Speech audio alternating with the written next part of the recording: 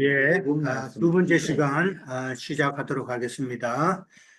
자, 아, 1번 문제까지가 너무 시간이 많이 걸렸는데, 자, 2절 갑니다. 주를 섬겨 금식할 때에 성령이 이르시되 내가 불러 시키는 일을 위하여 바나바와 바울을 따로 세우라 하시니 이에 금식하며 기도하고 두 사람에게 안수하여 보내니라 라고 나왔어요. 자, 주를 섬겨 금식할 때라고 나왔습니다. 자, 금식, 우리가 많이 듣는 내용이지만은, 참 금식은 무엇일까? 그 다음에, 금식을 함으로써, 참, 얻는 유익은 무엇일까? 그 다음에, 어떠한 목적을 가지고 금식을 해야 되는가라는 것을 한번 생각해 보는 거예요.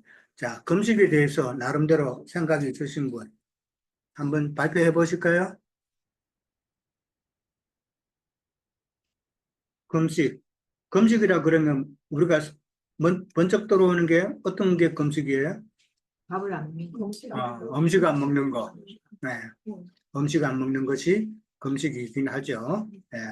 근데 이제 그거는 외형적이죠. 네, 외형적이다. 근데 성경에서 참 금식의 의미는 뭐를 먹지 말아야 되는 거예요?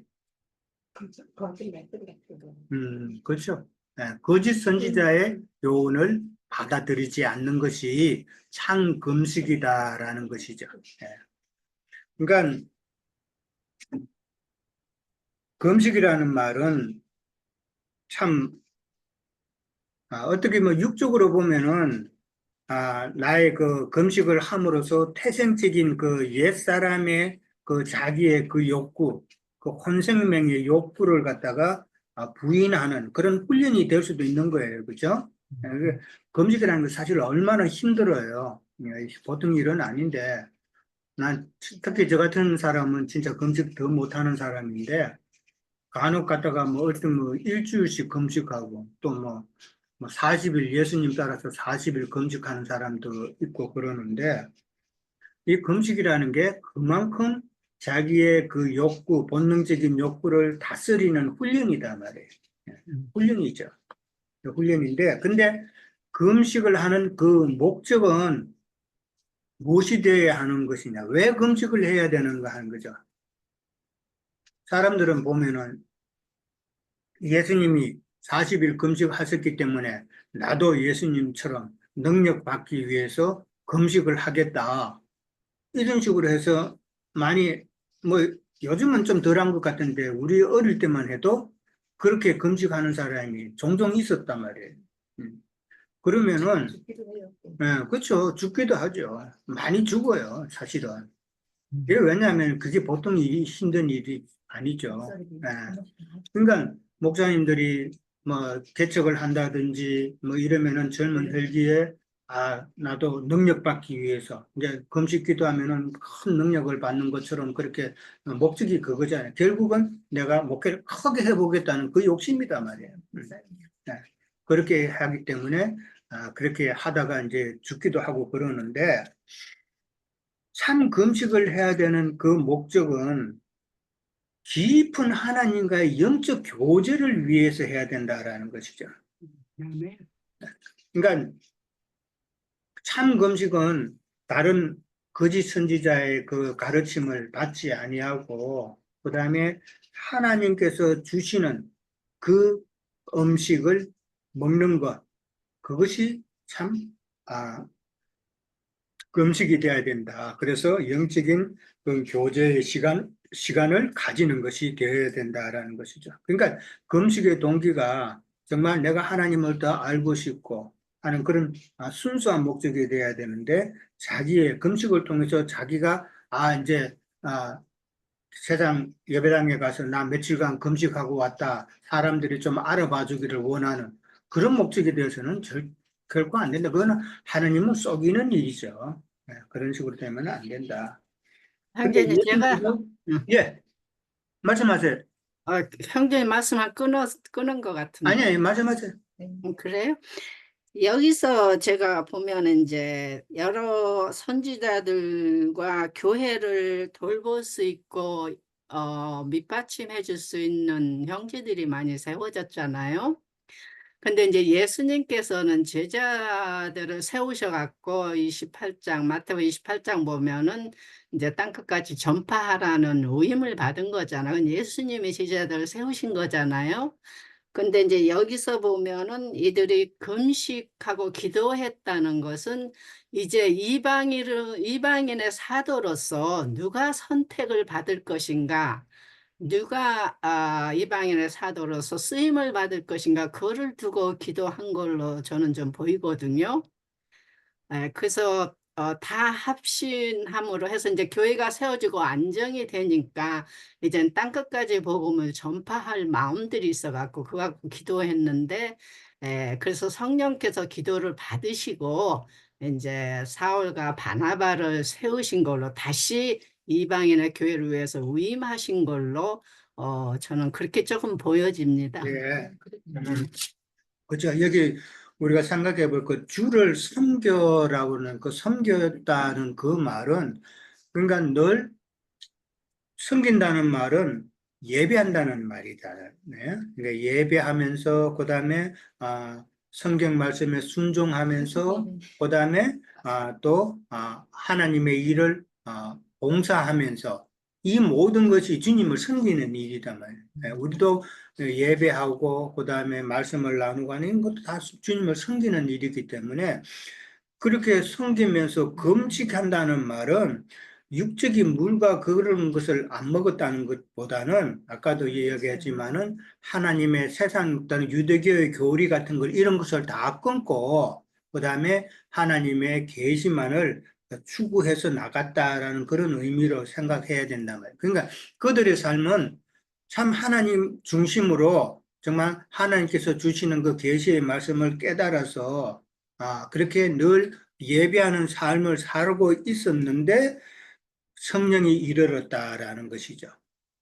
그러니까 우리가 성령 받기를 원하고 그러는데 그렇게 하려면은 우리는 금식이라는 그 의미가 아까도 이야기했지만 금식의 목적은 하나님과의 깊은 교제를 원하는 것이 되어야 된다는 말이죠. 그러니까 이 선지자와 교사들은 지금 늘 생활 가운데서 하나님께 예배하면서 하나님께 묵상하면서 하나님과의 깊은 교제의 시간을 가졌다는 이야기단 말이에요.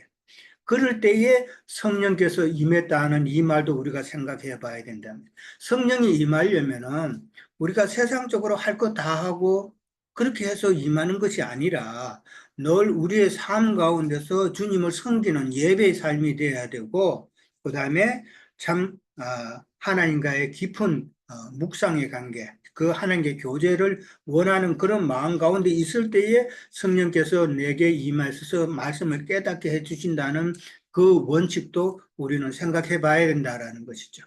예. 원래 예. 성령이 함께 하셔서 이제 그런 이 5명이 남지교에 있는 그 형제님들하고 함께 하고 있었는데 그렇죠. 있었는 가운데에서 바나바와 바울을 이제 파송해야 되는 그런 이 성령의 하심을 지금 여기서 보여주는 거예요. 그렇죠. 그냥 예. 흔하게 그러니까 여기 성령이 목적이라면서 이르시다. 다시 오신 게 아니고 성령이 이르시되라는 말은 이제 때가 되어서 그 곧 뒤에 나오잖아요. 내가 불러 시키는 일을 위하여 바나바와 사울을 따로 세워라 그랬단 말이에요. 이게 따로 세운다는 말은 이방 선교를 위해서 이제 하나님께서 이제 사도로 부르셨다라는 그런 의미단 말이에요. 예. 그것을 이제 일하심이죠. 성령님. 그렇죠. 성령께서 이제 경륜에 따라서 일하신 것이고 하나님께서 그렇게 세우셨다. 사도로 이제는 임명 이제 뭔가 사명을 주신 것이죠. 사명. 자, 그다음에 이제 아까 예수님의 금식도 나왔는데 그러면 예수님께서는 왜 금식을 하셨을까? 누가 이 질문 대답하실래요? 우리 지체들. 예수님께서는 왜 금식하셨어요? 본을 보여주시기 위해서 하신 거 아닌가요? 본을 보여주시기 위해서. 본도 보여주셔야 되고 그 예수님께서 육신을 그럼 오신 본을 보여주셨기 때문에 사람들이 40일 금식하고 그렇게 기도했을까? 아니 어떤 그거를 이제 우리는 육신적으로 금식을 해서 그렇지 인자 예수로 사역 자체는 네, 인자로 인자 우리 예수로 여기 오셨기 사람들이- 때문에. 네, 네. 어쨌든 인자 예수로 오셨으니까 인성이 남아 있을 거 아니에요. 그거를 전부 다 어, 제가 하고 예, 아니 그것도. 침례도 침례 받으심도 마찬가지잖아요. 음. 침례 받으심도 뭐 요즘 그러니까 침례를 안 받아도 되는 거예요. 예수님께서 사역 자체를 침례 하셔야 받으시고 네, 그다음에 지금 금식 기도하시는 것도 다 공생애를 준비하시는 네, 거잖아요. 음. 공생애를 준비하시는 것이고 그다음에 이제 공생애를 준비하시려고 이제 극한 상황을 몸소 체험함으로써 예수님이 입고 오신 그 인간의 연약함을 체휼하시기 위함이다라고 이제 볼 수가 있겠죠. 그런- 예. 그런 인간 거죠. 40일의 그 극한 상황을 예수님께서 몸소 체험하심으로 육신의 연약함을 예수님께서 알고자 체휼하시고자 했다라고 그렇게 이해를 하시면 될 것 같아요. 자, 그 다음에 이제 4절에서 이제 12절에 가면은 바나바와 사울이 구브로에서 이제 전도를 하는 내용이에요. 자, 4절에 가면 두 사람이 성령의 보내심을 받아라고 그랬어요. 성령의 보내심을 받았다라는 이 말은 다른 면으로 보면은 성령께서 이들이 하나님의 사명을 잘 감당할 수 있도록 약속하셨다라는 그런 의미도 되는 거예요. 세상 교계에서도 보면은 선교사를 파송한다라는 그 말은 그 파송하는 교회가 모든 것을 물질적인 지원, 기도 이런 것을 약속을 하죠. 예, 그 약속이 없으면 선교사 파송 못하는 거예요. 마찬가지로 성령의 보내심을 받았다라는 이 말 속에는 성령께서 바울과 바나바에게 참 하나님이 일을 잘 감당할 수 있도록 하나님께서 약속하신다라는 그런 의미도 포함되어 있다라고 이제 보면 돼요. 그냥 두 사람이 갔는데 안디옥에서 첫 번째는 어디로 갔어요? 실루기아로 갔죠? 예, 실루기아로 내려갔고 그 다음에 구브로로 갔어요. 예. 자, 실루기아로 내려간 이유는 안디옥은 항구가 없었고 실루기아가 이 구브로 섬으로 가는 항구 배편이 있었다라는 이야기예요. 그래서 실루기아로 내려갔다가 그 다음에 구브로로 갔어요. 구브로는 큰 섬이죠. 지중해에 있는 큰 섬이단 말이에요. 그러니까 큰 섬 중에 살라미에 갔다라고 나와 있어요. 구브로는 누구 고향이에요? 바나바죠. 네, 바나바 고향이에요. 그래서 바나바가 자기 고향에 먼저 간 것도 의미가 있었을 것이다라는 것이죠. 자, 그러면서 거기서 유대인 여러 해당에서 전도했다라고 그랬어요. 전도할 때에 그 다음에 또 바보에 이르렀다 그랬어요. 그러니까 이 살라미는 약간 이게 타원형으로 되어 있어요. 그러니까 동쪽 끝에 있는 그 성읍이에요. 동쪽 섬 동쪽에 있는 섬이고 그다음에 지역이고 그다음에 이제 이 그 바보라는 곳은 이제 섬 서쪽 서남쪽에 끝에 있는 그런 지역이에요. 그러니까 그 구브로 섬 전체를 한번 횡단을 했죠. 횡단을 해서 바보에 이르렀다. 그래서 이 바보가 바로 구브로 섬의 수도예요. 캐피탈이에요. 네. 거기에 이제 누가 있었어요?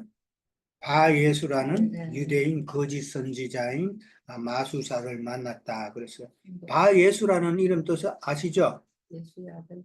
바라는 그 의미는 아들이라는 뜻이에요. 그러니까 바예수니까 예수의 아들 혹은 그 예수의 아들. 지저스 지저스인데 스페니쉬로 말하면 뭐라 그래요? 헤수스라 그러죠. 헤수스. 예. 이제 히스패닉 사람들 그 이름에는 그 헤수스라는 이름이 많잖아요. 그게 지저스잖아요. 예. 그 헤수스의 그 발음을 그렇게 하는 거죠. 예. 근데 이제 또 여호수아도 같은 발음이죠. 그러니까 예수의 아들 혹은 여호수아의 아들 이게 다 무슨 뜻이에요? 풀으면은 구원자의 아들이라는 뜻이단 말이에요. 예수의 이름은 뜻은 구원하시는 자잖아요. 예. 구원자의 아들이라는 그런 이름을 참 가지고 있는 마술사를 만났다라는 것이죠. 근데 그가 총독 서기오 바울과 함께 했다라고 그 성경에 나와 있죠.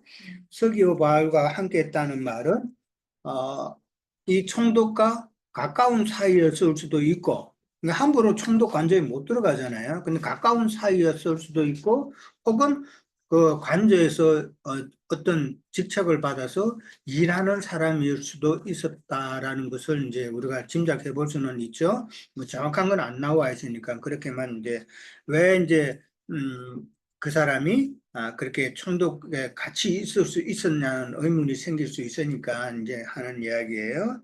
근데 3번 문제 보면은 총독 서기오 바울은 지혜 있다고 그랬어요. 왜 지혜 있다라고 그렇게 표현을 했을까? 왜 지혜 있다고 했을까? 왜냐하면 하나님의 말씀을 사모하는 그렇죠. 그리고 또 마술사하고 같이 있는 이때로서 이 마술사라고 보면은 사실은 이제 뭐 어떤 전도자 아니면 보험 강사 이렇게 또 굉장히 표적과 기사를 일으키는 그런 사람하고 지금 이렇게 같이 있다가 그 위치에서 사울과 바울과 바나바를 부르는 건 쉬운 건 아니거든요. 그러니까 굉장히 낮은 어떤 겸손한 그런 영이 그렇죠. 있지 않을까. 그 높은 지위에서. 그러니까 이 사람을 다 믿지 않고 뭔가가 말씀을 제대로 전한 자가 있대 하는 걸 했을 때 그렇죠. 믿었다는 그런 의미에서 마음이 보면은 이미 준비된 그런 어떤 마음이 있었지 총독은 않을까? 상당히 신중한 네, 자였다. 그렇겠죠. 함부로 누가 뭐라고 한다고 해가지고 그 말을 듭석받는 그런 자는 아니었다라는 것이죠. 예. 뭐 요즘 그 말로 하면 귀가 얇은 사람은 아니었다라고 그러죠. 예. 귀 얇은 사람은 누가 이거 물건 좋대. 특히 우리 자매님들은 이거 화장품 정말 좋대라고 누가 그러면은 귀가 솔깃하죠. 그래서 그거 안 사고 못 베기죠. 예. 못 빼기까지는 안 하고 사서 템템을 사는 거죠. 근데 남자들은 좀 그렇지가 않잖아요. 네, 남자들은 그래야 되죠. 요거 저것도 따져보기도 하고 그런 자가 이제 남자인데 이 총독 서기오 바울도 바로 그런 사람이었다라는 것이죠. 좀 신중한 사람. 마술사 네. 인기가 많았을 그러니까 그런 사람이었다라는 게 이게 엘루마의 그 말을 이제 뭐 자주 뭐 말을 했을 거 아니에요. 그 말을 100%다 지금 어그리하지 않은 상황이었다. 그 상황에서 지금 바울과 바나바가 이제 구브로섬에 왔으니까 그 사람의 말을 듣고 싶어 했다라는 것이죠. 네. 인가 얼마나 지혜로운 사람이에요. 이게 분별할 수 있는 그런 분별하고자 하는 이게 엘루마가 그 전에도 말을 했을 거 아니에요, 그렇죠? 그 말과 그 다음에 또 이 바나바와 바울이 왔는데 그 사람의 말도 들어보자라고 하는 이 신중함. 예. 오늘날 많은 믿는다고 하는 사람들도 이게 말씀을 정말 잘 분별해서 뭐 예배당 가고 그러면 좋겠는데 그렇지가 않죠. 우리가 들어보면, 야, 저 목사님 설교, 저것도 설교라고 할 수 있을까 하는 참 안타까운 마음이 드는데도 이렇게 사람들이 많이 몰려가는 거 보면은 참 이상하단 말이에요. 예.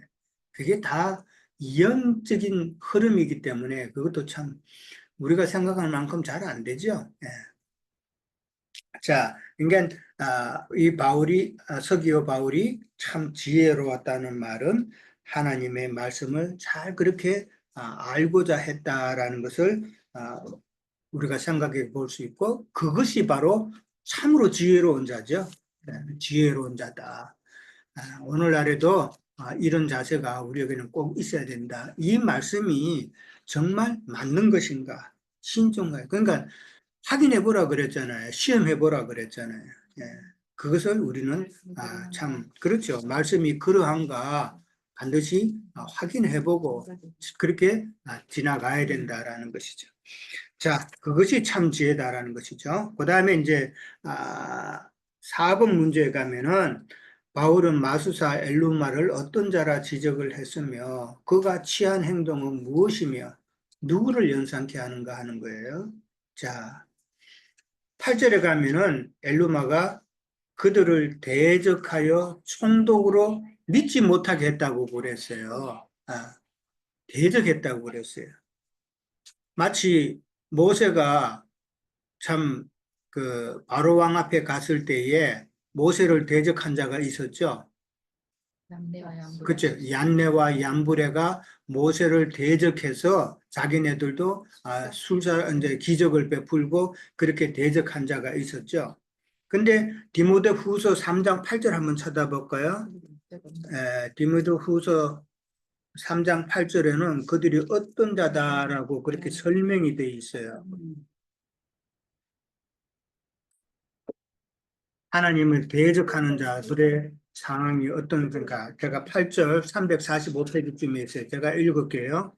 얀네와 얀브라가 모세를 대적한 것 같이 그들도 진리를 대적하니 이 사람은 그 마음이 부패한 자요 믿음에 관하여는 버림받은 자들이다라고 그랬어요.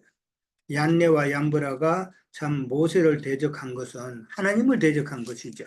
예, 하나님을 대적한 것이다. 지금 이 마술사 엘로마도 지금 바나바와 바울을 대적했다라는 것이죠. 그런 대적하는 자들은 진리를 대적하는 것이고, 그 다음에 그 마음이 부패한 자들이다 그랬어요.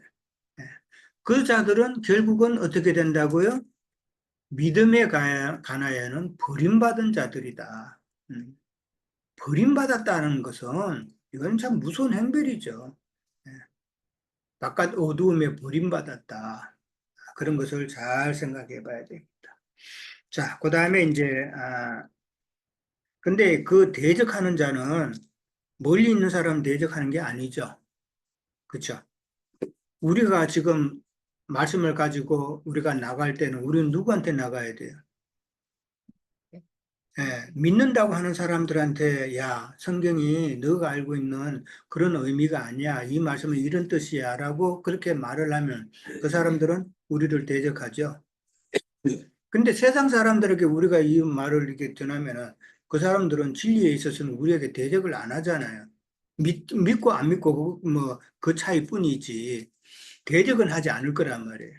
근데 믿는다고 하는 사람이 대적을 하게 된다는 것도 우리는 또 이해를 해야 돼요. 참 그래서 형제간에 자기 식구 참 어렵죠. 예. 자, 그 다음에 이제 9절에 가면은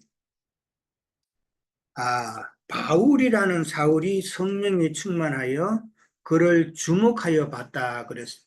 엘루마를 주목하여 봤다 그랬어요. 여기서 지금 바울이라는 단어가 이제 처음 나오죠. 예, 왜 그래요? 생명이 좀 바깥쪽 지금 바울이라는 이 말이 나온 것은 총독 서기오 바울을 전도하는 과정에서 처음으로 전하는 총독 서기오 바울은 이방인이단 말이에요. 지금 첫 이방인에게 하나님의 말씀을 지금 전거하는 것이기 때문에 이제 이방인의 그 이름, 이방인을 전도하는 그 이름 바울이라고 그렇게 나왔다라는 것을 이해를 해야 돼요. 사울이라는 이름은 무슨 식 표현이에요?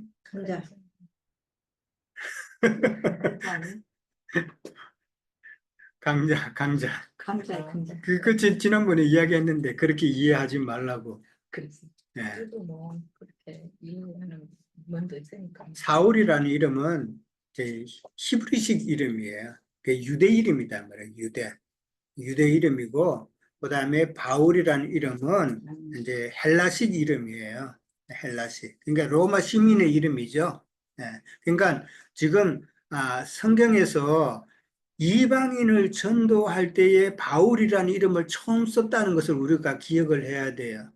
예, 그러니까 이방인을 위한 그 이름이 바로 바울이었다. 그래서 뭐 큰 자가 뭐 작은 자가 되어가지고 그렇게 참 그냥 그런 식으로 하면은 종교적으로는 어떻게 보면은 좋은 의미로 받아들일 수는 있는데 꼭 그렇지만은 않다.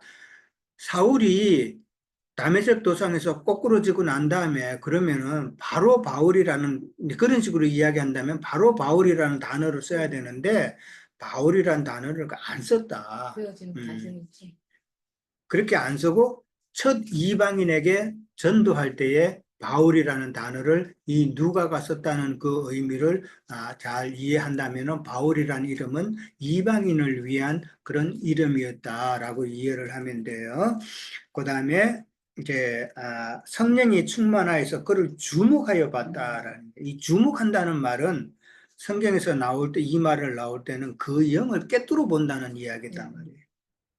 그러니까 성령이 충만하여서 엘루마를 주목했다는 말, 성령이 지금 엘루마의 그 심령을 지금 꿰뚫고 보고 있다라는 그런 이야기예요. 보면은 째려봤단 예. 그냥 뭐 단순히 그냥 뭐 진짜 주목해서 본다는 의미가 아니라 성령이 그 양심을 지금 주목하여서 꿰뚫고 보고 있다는 이 말은 지금 엘루마에게 성령이 회개할 수 있는 시간을 주는 거단 말이에요. 예. 누가 엄마가 자식이 잘못했어. 그러면 엄마가 한 점 딱 째려보죠. 그러면 그때 벌써 엄마 나 잘못해서 해야 돼요? 안 해야 돼요? 해야지. 해야 된단 안 말이에요. 하지. 예. 근데 안 하고 그냥 땡깡. 땡깡, 진짜 땡깡 부리고 그러면은 한 대 맞죠? 예. 지금 그 상황이단 말이에요. 성령이 주목하여 본다는 것은 회개할 기회를, 잘못했다고 고백할 기회를 준다라는 그런 의미다라고 생각해 볼 수 있어요. 담대합니다 이렇게. 예. 그러면서 이제 담대하지. 10절에 가면은 이제 성령으로 바울이 이제 말을 하죠. 너는 모든 거짓과 악행이 가득한 자고, 그 다음에 마귀 자식이라 그랬고, 모든 의의 원수라 그랬고, 바른 길을 굳게 하는 자라고 그렇게 지금 바울이 표현을 했죠. 사람들의 빛나는 빛나는 그러니까 도덕적으로 보고 종교적으로 보면은 이 엘루마라는 사람은 얼마나 좀 거룩한 자처럼 행동을 했겠어요. 그렇죠? 바 예수라 그랬으니까 자기 구원을 베푸는 자의 아들이라고 그렇게 표현을 했으니까 도덕적으로 종교적으로 보면은 이 사람은 참 다른 사람에게 참 거룩한 사람처럼 그렇게 행동을 했을 거단 말이에요. 예. 그러나 실제가 지금 바울은 지적을 하고 있는 것이죠. 어떤 자라는 것을 지적을 하고 있어요. 자, 엘루마가 취한 행동을 보면은 지금 누구를 연상케 하나 그러는데 엘루마가 취한 행동이 뭐예요?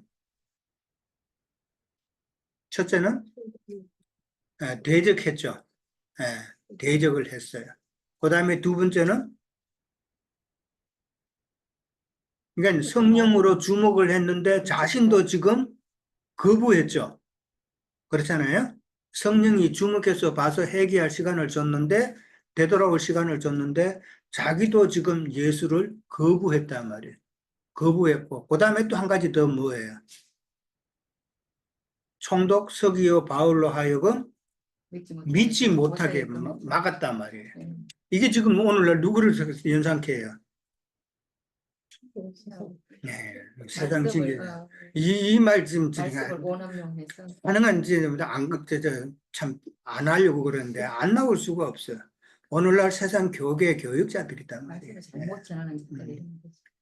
참 자기네들은 열심히 하나님의 진리의 말씀을 전한다고 하지만은 결국은 하나님의 영을 대적하고 있는 것을 꿈에도 모르잖아요.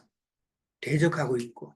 그 다음에 그러면서 지금 엘루마처럼 자기도 예수 믿는 걸 거부한단 말이에요. 진리를 받아들이기를 거부한단 말이에요. 그 사람들은 진리보다는 자기네들이 배웠던 그 교리가 더 위에 있는 사람들이잖아요. 그래서 진리가 안 들어가는 거예요. 침례교회 목사님들 꼭 침례해야 된다 그러잖아요.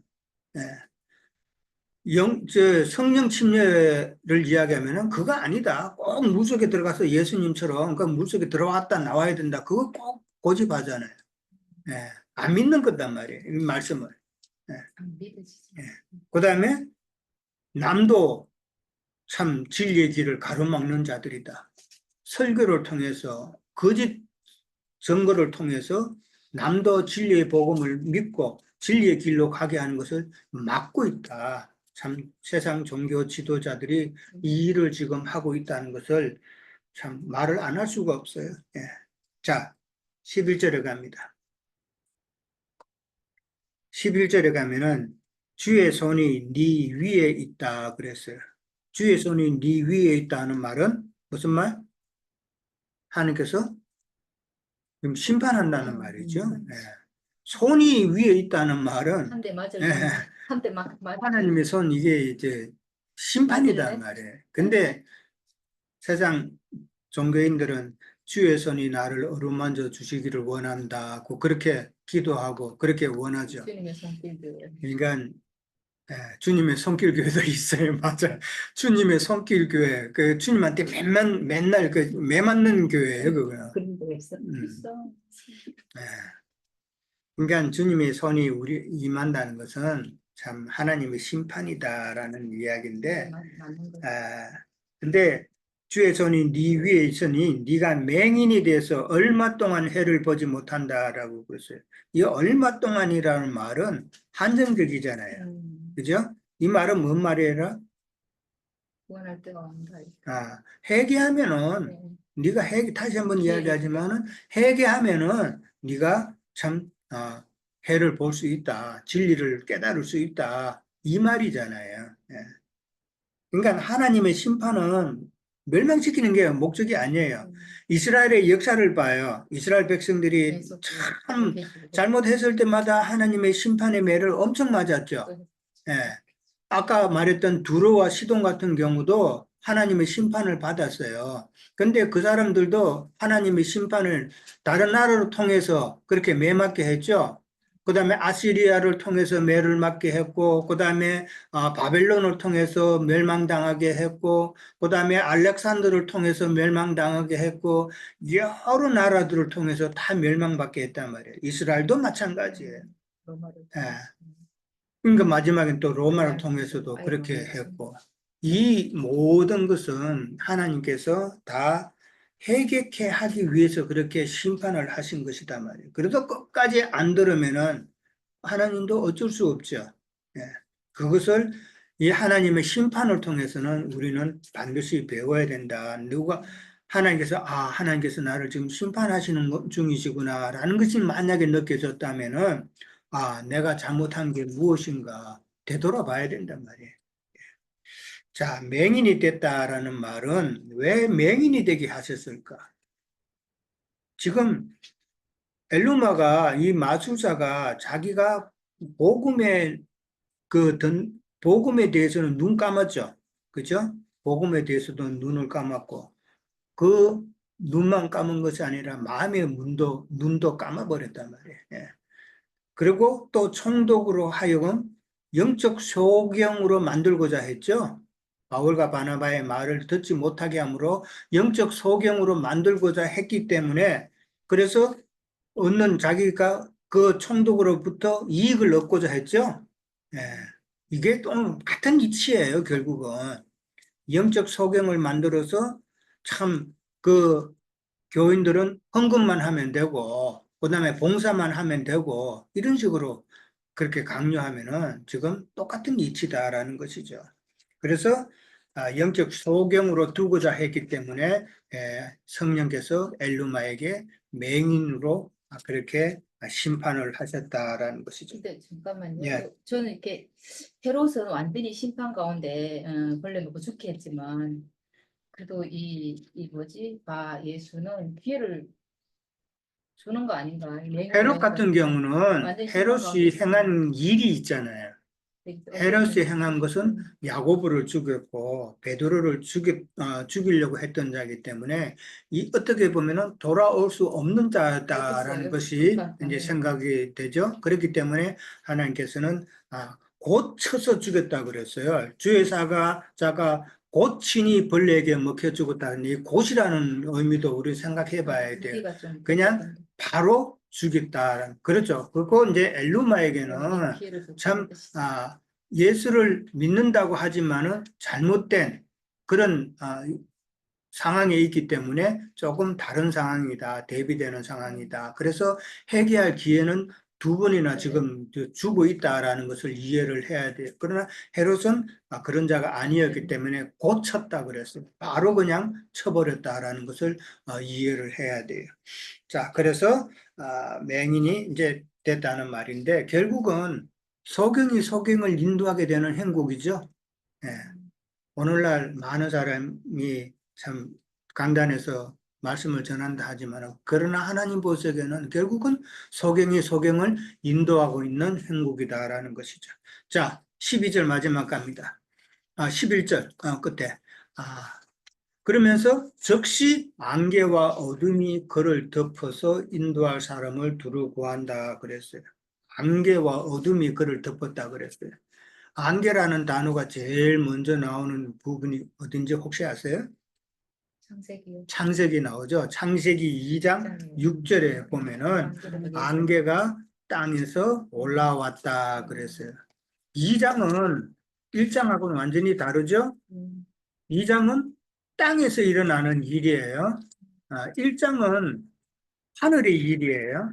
예, 영적으로 하늘의 일이에요. 그러나 2장은 천지와 만물이 다 이른다. 땅부터 먼저 나오는 거죠. 그러니까 땅에서 이루어지는 일이다라는 것이죠. 예, 그렇죠. 구속사를 시작하는 것이죠.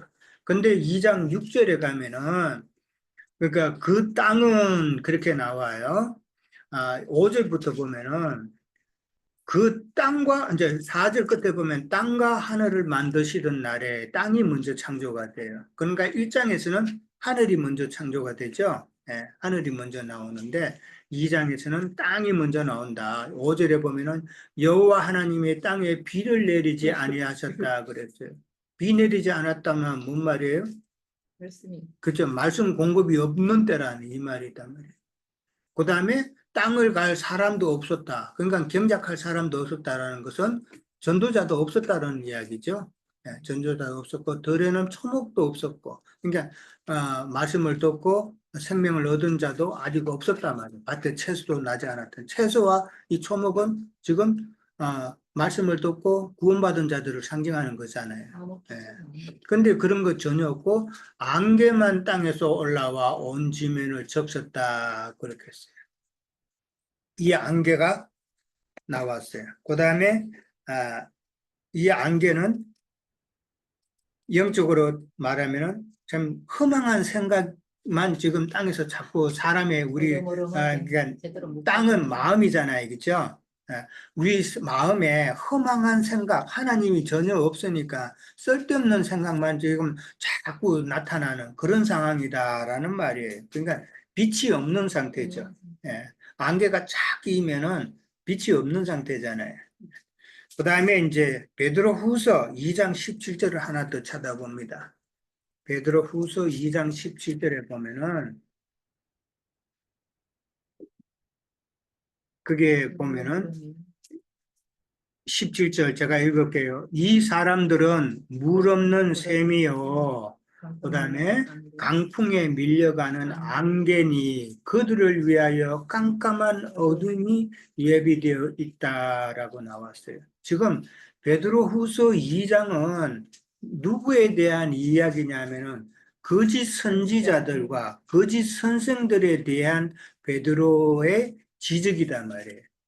그들이 다 어떠한 자냐라는 것을 지금 말하고 있다라는 것이죠. 그러니까 그들은 지금 물 없는 셈이요 강풍에 밀려가는 안개고 그들은 깜깜한 어둠이 예비된 자다라는 말이죠. 그러니까 안개라는 것은 거짓 선지자들이라는 그 말이죠. 거짓 선지자. 그러니까 발람의 교훈과 니골라당의 교훈을 가르치는 그런 거짓 선지자다라는 것이죠. 그 다음에 고린도 후서 4장 4절에 가면은 세상 신이 믿지 아니하는 자들의 마음을 혼미케 해가지고 그리스도의 영광의 복음의 강체, 그러니까 진리죠. 복음의 강체가 비치지 못하게 한다라고 그렇게 표현이 되어 있어요. 그러니까 거짓 선지자들이 그렇게 한다는 것이죠. 예. 거짓 선지자들이 참 그리스도의 영광의 빛을 어떻게 하면 자꾸 차단을 할까? 그 이야기단 말이에요. 오늘 세상 교회에서 많은 사람들이 참 많은 사역자들이 말씀을 전한다고 하지만은 그 말씀 가운데는 다 진리를 차단하는 안개만 흩뿌리는 그런 행동들을 하고 있다라고 우리는 보면 되겠죠. 자, 최이의 총독이 그렇게 된 것을 보고 믿으며 주의 가르치심을 놀랍게 여겼다 그랬어요. 바울의 가르침을 놀라게 여겼다라는 것이 아니라 총독은 참 지혜로운 자라 주의 가르치심이다라는 것을 지금 이야기하고 있죠. 바울이 스스로 한 것이 아니라 성령에 충만하여서 성령이 그렇게 지적하고 서기어 바울에게 그렇게 전도하고 했다는 것을 깨달았다라는 것이죠. 근데 오늘날 많은 사람들은 자기가 설교 잘하면은 그 사람 목회자가 막 인기가 올라가죠. 그런 것도 생각해 봐야 된다라는 것이죠. 자, 오늘은 여기까지